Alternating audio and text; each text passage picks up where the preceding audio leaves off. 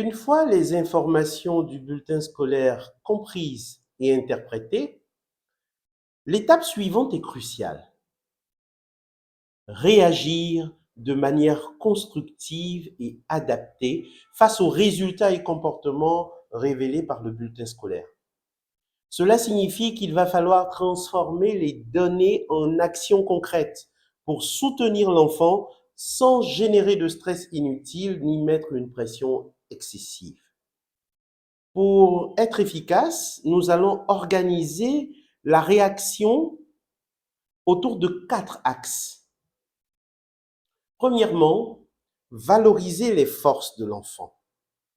Chers parents, vous devez d'abord reconnaître les succès et les points forts de l'enfant, même lorsqu'ils paraissent modestes. Cette valorisation renforce la motivation et l'estime de soi chez votre enfant. Deuxièmement, accompagner les axes d'amélioration identifiés. Il faudra par la suite donc guider l'enfant pour transformer cette difficulté en opportunité de progrès. C'est ce que nous allons voir dans ce deuxième axe. Troisième axe, établir une communication bienveillante et constructive. Enfin, une communication claire et positive devra se mettre en place et sera essentielle pour que votre enfant se sente soutenu et motivé. Enfin, quatrième axe, créer un environnement propice à l'apprentissage si cet environnement n'est pas encore en place. S'il n'existe pas encore, il faudra veiller à ce que votre enfant évolue dans un environnement qui facilitera le progrès recherché. Prenons le premier axe, valoriser les forces de l'enfant. Il est important de valoriser les forces de votre enfant parce que, premièrement, cela a un impact psychologique positif. L'enfant sent qu'il est reconnu, qu'il est surtout reconnu pour ses efforts. Deuxièmement, cela accroît la motivation de l'enfant.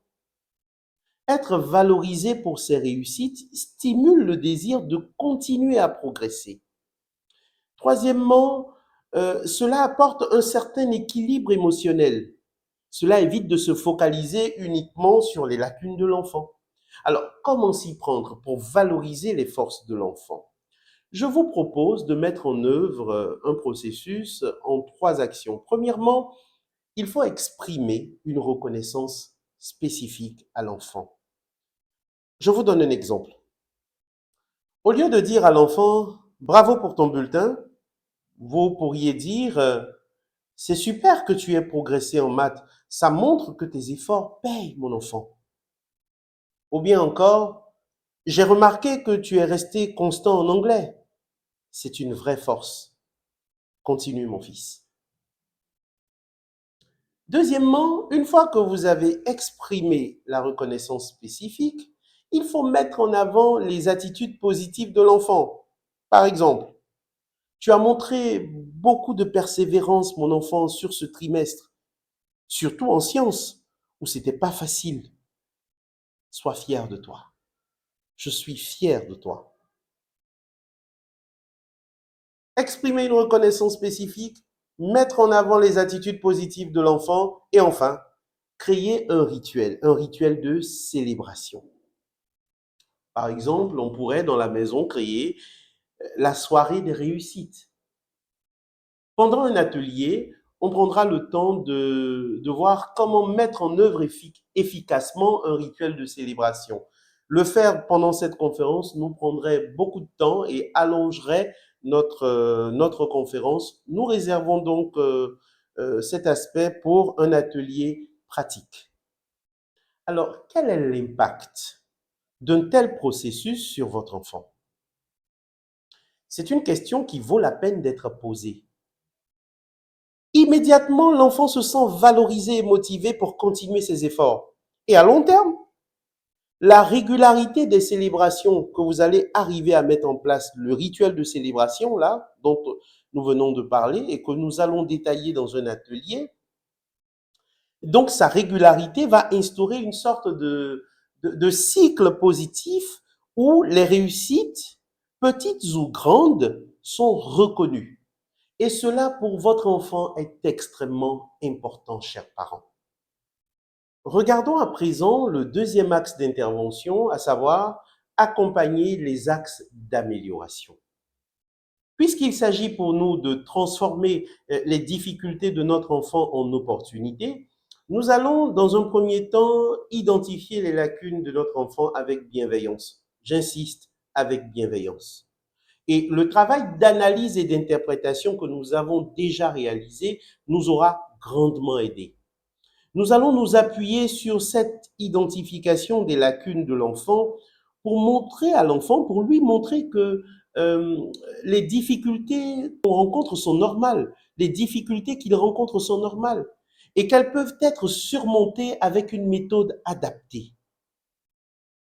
En vous appuyant sur le travail préliminaire effectué lors de l'analyse et de l'interprétation du bulletin scolaire, vous allez poser des questions ouvertes à votre enfant.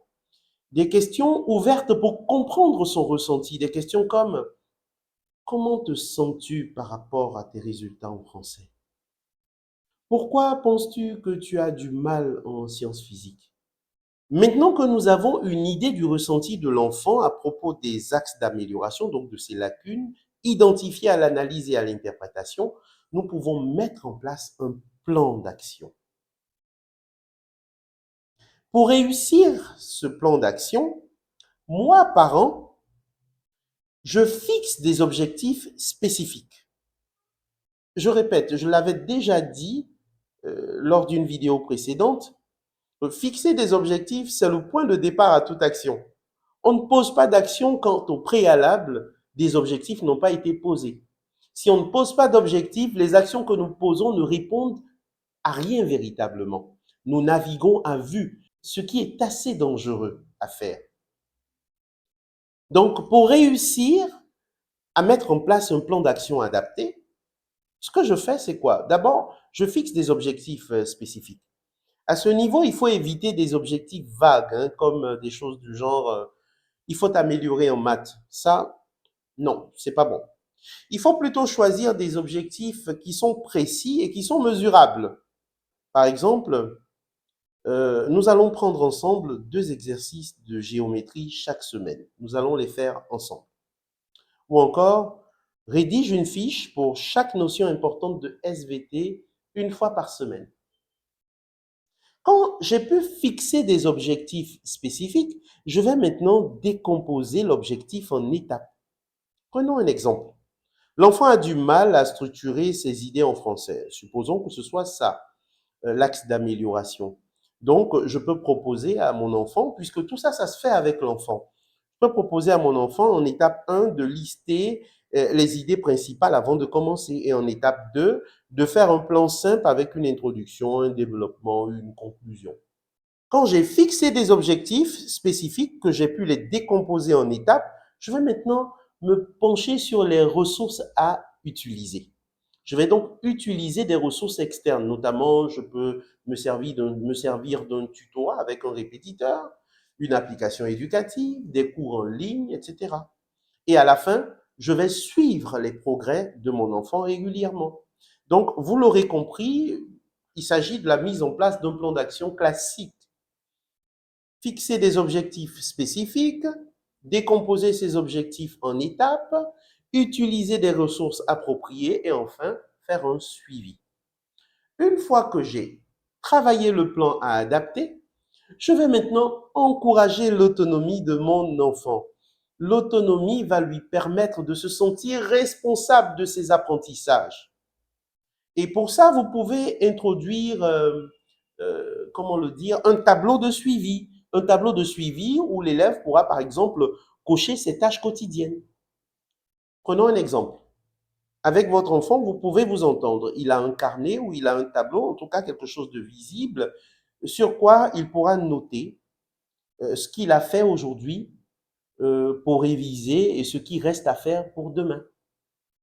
Donc, pour accompagner les axes d'amélioration, ce que nous appelons ici axes d'amélioration, il s'agit des lacunes qui ont été identifiées chez l'enfant à partir de son bulletin scolaire, à partir du travail sur, les éléments en lien avec le comportement de l'enfant. tout ce qu'on a pu ressortir de là, pour accompagner ces axes d'amélioration, pour corriger ces lacunes, nous allons premièrement identifier les lacunes en question avec le maximum de précision possible. On a déjà vu dans les parties précédentes comment procéder. Nous allons élaborer un plan d'action adapté, je viens de vous le détailler, et ensuite nous allons encourager l'autonomie de notre enfant dans ce travail, dans le suivi de l'ensemble de ce travail.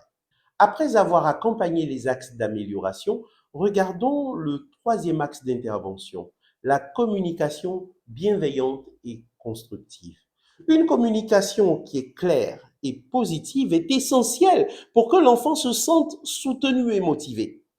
Pour réussir à instaurer une telle communication, d'abord, il faut adapter le ton et l'approche. Il faut remplacer les reproches par des suggestions que vous faites à l'enfant. Au lieu de dire à l'enfant, tu ne travailles pas assez, il faut plutôt lui dire quelque chose du genre, que pourrions-nous faire pour t'aider à t'organiser mieux dans tes révisions? Voyez, le ton et l'approche. Deuxièmement, il faut éviter les comparaisons. Il faut éviter les comparaisons. On a déjà suffisamment détaillé cet aspect, même dans des vidéos indépendantes. Deuxièmement, il faut impliquer l'enfant dans la résolution. Il faut lui poser des questions ouvertes. Qu'est-ce qui t'a semblé le plus difficile cette fois, mon enfant? Il faut l'encourager dans la réflexion sur ses propres efforts. Qu'est-ce qui a bien marché pour toi ce trimestre? Qu'est-ce que tu aimerais faire différemment pour la prochaine fois? Et enfin, il faut renforcer la confiance de votre enfant. Mettez en avant, chers parents, les forces sous-jacentes, même dans les échecs. Je vous donne un exemple. Mon fils, tu as du mal sur cet exercice, mais c'est bien que tu aies essayé. Il faudra toujours essayer. Ensemble, on va trouver une solution. Une approche de ce type aide à renforcer la confiance de votre enfant. D'accord? En mettant en place ces éléments, en adoptant ces approches, vous établissez une communication bienveillante et constructive. Regardons notre quatrième axe d'intervention, la création d'un environnement propice à l'apprentissage. Vous pouvez, chers parents, premièrement, organiser un espace de travail adapté. Veillez à ce que l'endroit où l'enfant va étudier soit calme, bien éclairé et débarrassé des distractions, surtout débarrassé des distractions. En fonction des réalités familiales, les parents vont devoir faire preuve d'ingéniosité. Je répète, pour organiser l'espace de travail de votre enfant, chers parents, en fonction de vos réalités, vous allez devoir faire preuve d'ingéniosité. Deuxième élément, deuxième chose, il faudra établir une routine quotidienne. Fixez avec votre enfant des horaires réguliers pour les devoirs à la maison. Je donne un exemple. De 17h à 18h, de 17h à 18h, tu fais tes devoirs. Ensuite, tu peux jouer ou te détendre si tu veux. Vous voyez? Il y a une routine. Tous les jours de 17h à 18h. Tous les jours de 17h à 18h. Et l'instauration d'une routine est importante dans la création d'un environnement propice à l'apprentissage. On développera ça certainement dans une astuce parent. Troisièmement, le parent va devoir encourager des pauses actives. Il faut veiller à alterner les périodes de travail avec des moments de détente pour éviter la fatigue. J'insiste là-dessus.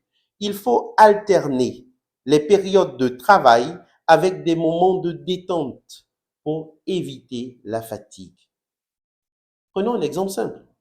Après 30 minutes de révision, faisons une pause de 10 minutes pour que tu puisses te reposer. C'est juste un exemple. Rappelons, chers parents, les axes d'intervention proposés pour réagir efficacement après une analyse et une interprétation poussée du bulletin scolaire de notre enfant. 4 axes. Premièrement, valoriser les forces. Deuxièmement, accompagner les axes d'amélioration. Ce que nous appelons ici axe d'amélioration étant en fait l'ensemble des lacunes de notre enfant qui ont pu émerger à l'issue de l'analyse et de l'interprétation du bulletin scolaire. Troisième axe d'intervention, établir une communication bienveillante et constructive avec l'enfant. Et enfin, dernier axe d'intervention, s'assurer que l'enfant évolue dans un environnement qui est propice à l'apprentissage. Nous allons maintenant passer à un exemple. Nous allons prendre ensemble un exemple de réaction efficace après une analyse et une intervention poussée d'un bulletin scolaire. Regardons, chers parents, le cas d'une élève fictive, bien sûr, que nous allons appeler Emma. Emma est âgée de 11 ans et est élève en classe de 5e. Son bulletin scolaire, bien sûr, met en évidence les éléments suivants. Donc, nous avons effectué une analyse et une interprétation poussée du bulletin d'Emma et les éléments que nous ressortons sont les suivants. Point fort, en mathématiques, 16 sur 20, avec comme commentaire du professeur, travail rigoureux, compréhension solide des notions. En anglais, 15 sur 20, avec comme commentaire du professeur, participation active en classe, progression constante. Comme axe d'amélioration identifié, en français 10 sur 20, avec comme commentaire du professeur, difficulté à structurer ses idées en rédaction. En histoire-géographie, 9 sur 20, avec comme commentaire du professeur, manque de régularité dans les devoirs. Du point de vue comportemental, Emma semble perdre sa motivation pour les matières littéraires, bien qu'elle ait des capacités évidentes selon ses enseignants. Face à un tel constat, que vont faire les parents d'Emma? Les parents d'Emma vont réagir en appliquant 3 actions clés. Premièrement, renforcer la confiance d'Emma. Deuxièmement, transformer les faiblesses d'Emma en opportunités. Et troisièmement, maintenir avec Emma une communication bienveillante. Rentrons dans chacune de ces actions que vont mener les parents d'Emma. Prenons la première action qui consistera à valoriser les forces d'Emma pour renforcer sa confiance en elle. Le parent d'Emma va commencer par exprimer une reconnaissance spécifique. Pendant un moment calme à la maison, il pourra commencer à féliciter Emma en lui disant des choses comme « Emma, nous avons vu ton bulletin et on est vraiment fiers de toi pour tes excellents résultats, notamment en mathématiques et en anglais. 16 en maths, c'est remarquable, surtout avec un commentaire qui parle de ton sérieux. Cela montre, Emma, que tu travailles vraiment bien. Je suis fier de toi, ma fille. Sois fière de toi, ma fille. Le parent d'Emma va ensuite relier les forces d'Emma à ses efforts. Comment? Il pourrait dire à Emma, tu as aussi beaucoup progressé en anglais. C'est le fruit de ta participation active en classe. Continue comme ça, c'est inspirant. Le parent d'Emma va enfin créer un moment de célébration. Il va pour cela planifier une activité avec Emma pour célébrer ses efforts. Il pourrait dire, pour marquer le coup, ma fille, on fera une soirée film ensemble. C'est plus approprié généralement quand c'est maman qui le dit pour Emma. Tu choisis le film que tu veux, ma fille, et on y va. Je veux préciser quand même concernant ce type d'action que l'activité doit être choisie en tenant compte des valeurs de la famille d'abord et ensuite des goûts de l'enfant. Donc les parents d'Emma vont devoir tenir compte à ce moment des valeurs de leur famille, mais également des goûts de l'enfant.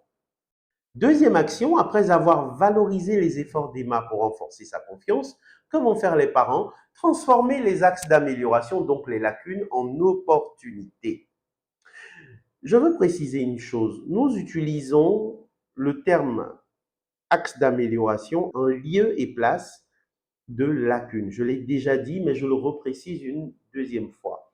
Et dans une vidéo astuce parents, on prendra le temps d'expliquer pourquoi ce changement de vocabulaire à certains moments. Pour l'instant, retenez que à chaque fois que nous parlons d'axes d'amélioration, derrière, en fait, il s'agit des lacunes que l'analyse et l'interprétation du bulletin ont révélées. Dans le cas d'Emma, les axes d'amélioration portent essentiellement sur le français et l'histoire-géographie. Pour chaque axe d'amélioration, les parents d'Emma vont construire un plan d'action ciblé et collaboratif. Ciblé et collaboratif, ce qui veut dire que ce plan d'action se met en place avec Emma. Ce n'est donc pas une chose que les parents font pour ensuite l'imposer à Emma. J'insiste là-dessus. Donc, le parent d'Emma développera avec Emma une méthode claire pour mieux organiser ses idées et rendre ses écrits plus percutants. D'accord? Il devra mettre en place des habitudes simples et efficaces pour mieux organiser son travail et retenir plus facilement les notions d'histoire-géographie. Et enfin, il devra la rassurer sur ses capacités.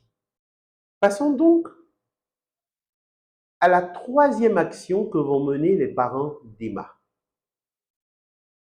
Maintenir une communication bienveillante et engageante.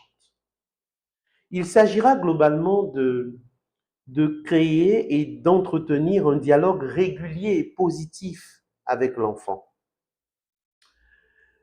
Le parent d'Emma devra écouter les ressentis de l'enfant. Je répète, parce que c'est extrêmement important. Communiquer commence par écouter, pas par parler. D'accord, chers parents? Donc, le parent d'Emma va commencer par écouter les ressentis de l'enfant.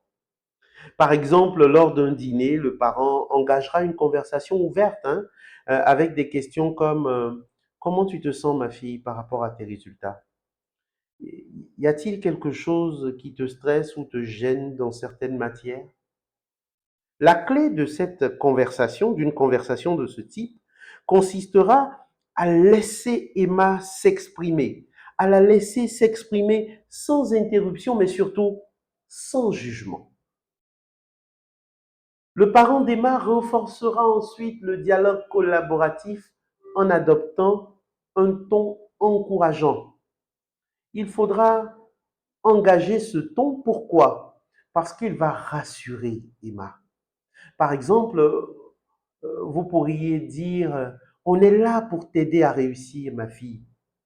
Si tu as une idée sur la façon dont on peut te soutenir, n'hésite pas à nous en parler, n'hésite pas à nous le dire. Ou encore quelque chose du genre, penses-tu que travailler avec une fiche de méthodologie pourrait t'aider en histoire géo? Ou encore quelque chose comme, on peut peut-être trouver une application pour t'aider à t'organiser. Ça te dit? Et enfin, le parent d'Emma pourrait instaurer un suivi motivant en proposant un point hebdomadaire à l'enfant. Je répète, il faut le faire avec l'enfant, il ne faudra pas l'imposer à l'enfant. Il faudra éviter les reproches. Au lieu de dire pourquoi tu n'as pas fait tes devoirs en histoire, des choses de ce genre, surtout avec sur un ton sévère, il faut plutôt dire que pourrais-tu faire pour éviter d'oublier la prochaine fois de faire tes devoirs? Trouvons ensemble une méthode, quelque chose qui te permettrait de ne pas refaire la même erreur.